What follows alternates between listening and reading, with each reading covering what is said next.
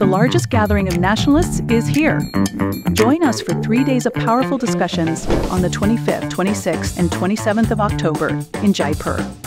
With over 80 influential speakers, 15 dynamic main stage sessions, 20 thought-provoking TJD Roundtable podcasts, and 10 inspiring TJD open mic sessions. This is your chance to be a part of History Dot. Together, we will reclaim Bharat. Register now. नमस्ते। आप सभी से अनुरोध है कि कृपया हमारे channel को सब्सक्राइब करें, वीडियो को लाइक करें और शेयर करें। सनातन विरोधी इकोसिस्टम पर आजकल झटके पर झटके लग रहे हैं और सबसे बड़ी समस्या ये है कि ये जो इकोसिस्टम था ये 2024 के चुनावों के बाद में बिल्कुल हर्ष से परिपूरित था। उसको लग रहा था कि भाई अब तो देखिए मोदी जी की सरकार जो है उसको दो सेक्युलर पार्टियों का समर्थन लेना पड़ेगा, यानी कि टीडीपी का और जेडीयू का, और ये दोनों जो हैं ये सेक्युलर पार्टीज जो हैं उनके माध्यम से जो इकोसिस्टम है वो मोदी जी को कंट्रोल कर पाएगा। लेकिन भाई 240 आते ही मोदी जी को भी समझ में आ गया कि उन्होंने जितना कुछ हिंदुओं को निगलेक्ट किया था वो उल्टा पड़ गया है और लोगों को योगी जी की बातें जो हैं वो अधिक पसंद आने लगी। तो आपने देखा कि धीरे धीरे एक सनातन के फेवर का माहौल बनाने का प्रयास हर स्थान से हो रहा है। लेकिन सबसे बड़ा झटका जो लगा वो इकोसिस्टम को वो लग गया आंध्र प्रदेश से, क्योंकि आंध्र प्रदेश में वो सोच रहे थे कि भई ये चंद्रबाबू नायडू जी जो हैं ये तो सेक्युलर हैं। वो ये भूल गए कि उनको चीफ मिनिस्टर बनाने में वहाँ के डिप्टी चीफ मिनिस्टर पवन कल्याण का सबसे बड़ा रोल था। ये बिल्कुल भूल गए। अब आप ये देखिए इकोसिस्टम को कैसे चोट लग रही है। पवन कल्याण पे तो अभी मैं आऊँगा कि पवन कल्याण ने किस तरह से राहुल गांधी को धोया, और पवन कल्याण का उदय तब हुआ है जब इस समय अन्नामलाई जो है वो एक सबैटिकल पे है।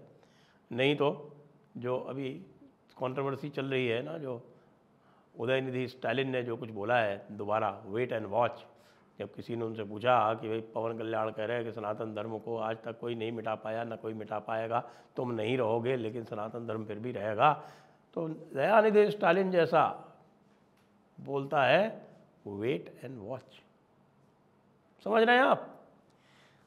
सीधी सीधी धमकी है कि भाई जो काम जो है वो अंग्रेज़ नहीं कर पाए, इनके दादा जान नहीं कर पाए और पिताजी नहीं कर पाए, वो ये करेंगे। क्यों? क्योंकि ये डायरेक्टली बेड में है क्रिश्चियंस के साथ में। बस वही इनकी अनडूइंग होगी, आप देख लीजिएगा। लेकिन जिस प्रकार से पवन कल्याण ने सनातन धर्म का एक ध्वजवाहक बनने का एक उद्यम किया है, बिल्कुल पूरे दक्षिण भारत में उसकी गूंज है और पवन कल्याण एक जननायक बन के उभर रहे हैं। राहुल गांधी को जो जवाब पवन कल्याण ने दिया उसकी जितनी भी प्रशंसा की जाए उतनी कम है। तो पवन कल्याण ने कह दिया राहुल गांधी को कि तुम्हारी औकात कैसे हुई, तुम्हारी हिम्मत कैसे हुई भगवान राम के विरोध में कुछ भी बोलने की, और तुम आंध्र प्रदेश में हिंदुओं के वोट मांगते हो आके, और यहाँ हम सब राम भक्त हैं और तुम भगवान राम के विरोध में बोलते हो। ये पवन कल्याण बोल रहे हैं। पवन कल्याण उभर गए हैं, अन्नामलाई आने वाले हैं। अब आप ये देखिए पवन कल्याण और अन्नामलाई की जोड़ी जब मिल जाएगी तो ये सारा का सारा इकोसिस्टम जो है वो किस तरह से तड़पड़ाएगा। साथ में सदगुरु को और छेड़ दिया इन्होंने।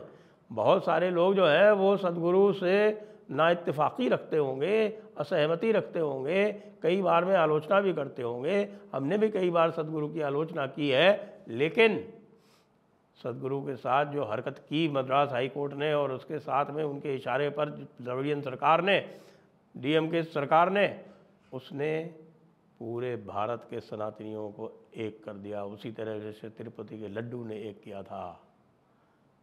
और अभी दूसरा तो मामला चल ही रहा है। आज शरद पवार जी कूद पड़े इस पूरे मामले में, और शरद पवार जी ने अनाउंस कर दिया साहब कि वो अहिल्याबाई नगर का नाम वापस अहमदनगर करेंगे और वो संभाजी नगर का नाम वापस औरंगाबाद करेंगे और वो धाराशिव का नाम जो है वापस उस्मानाबाद करेंगे। मतलब औरंगज़ेब की सरकार आने वाली है महाराष्ट्र में। तो जब औरंगज़ेब की सरकार आएगी तो भाई अच्छे से अच्छे जो मराठे हैं, जो संभाजी नगर, जो वैसे 2024 चुनाव में ये जो महायुति थी उसके विरोध में वोट डाल के आए हैं, वो भी अब सोचने पर विवश हो जाएंगे कि भाई क्या वो महाराजा शिवाजी और महाराजा संभाजी के नाम पर भी कलंकित करने वालों को वोट दे देंगे क्या। तो महाराष्ट्र में एक और दूसरा मूवमेंट आरंभ हो गया साहब, और एकनाथ शिंदे ने बहुत बढ़िया रिकवरी की है। जिस प्रकार से वो रामगिरी महाराज के साथ खड़े हुए, उसने तो पूरे सनातन समाज में एक रेजोनेंस दिया है। और जिस प्रकार से इम्तियाज़ जलील के गुंडों को 30-40 पुलिस वालों ने मार मार के बम्बई से बाहर कर दिया, वो भी एक प्रशंसा का कारण हो रहा है। महाराष्ट्र में मामला बड़ी तेज़ी से बदलता दिख रहा है भाई। बाकी वक्फ अमेंडमेंट बिल तो आ ही रहा है, अमित शाह जी ने कह ही दिया वक्फ अमेंडमेंट बिल आ रहा है। और तो और आजकल तो कोर्ट भी जो है वो वक्फ वालों को धता बताने लगे हैं। यही दिखा रहा है कि जो ये सनातन इकोसिस्टम है वो दूसरे पुराने वाले इकोसिस्टम के ऊपर हावी होने लगा है। क्योंकि अंततः कोर्ट भी क्या करते हैं, कोर्ट भी जो कुछ सोचते हैं, जो कुछ देखते हैं, वे वही सोचते देखते हैं जो कि जनमानस में पल्लवित हो रहा होता है। जो भी पल्लवित पुष्पित हो रहा होता है जनमानस में, वो उनके पास भी पहुंचता है, उस पर वो रिएक्ट करते हैं। जैसे हमने एक बार कहा था कि भाई कोर्ट भी क्या करे, कोर्ट के पास जो है वो हिंदुओं की तरफ से पिटिशन्स ही नहीं जाती। जब हिंदुओं की तरफ से पिटिशन्स नहीं जाती तो उनको जो है वो हिंदू पॉइंट ऑफ व्यू को, हिंदू दृष्टिकोण को समझने का कोई अवसर ही नहीं मिलता। वकील उनको एजुकेट ही नहीं करते, क्योंकि आखिरकार जज जो निर्णय देता है उसकी जो बेसिस और उसका पूरा का पूरा जो स्ट्रक्चर जो बना के देता है वो तो वकील ही देता है ना। वकील के असिस्टेंस से ही कोर्ट अच्छा जजमेंट लिख पाता है। तो ये काम जब पिछले 3-4 वर्षों से शुरू हुआ, अब आज की स्थिति में ये है कि वक्फ के विरोध में जहाँ भी अब पिटिशन जा रही है, जी हाँ, केवल 2 वर्ष पहले मेरी पिटिशन जो है वो बिना सुने रिजेक्ट कर दी गई थी कि भाई ये तो पॉलिटिकल है।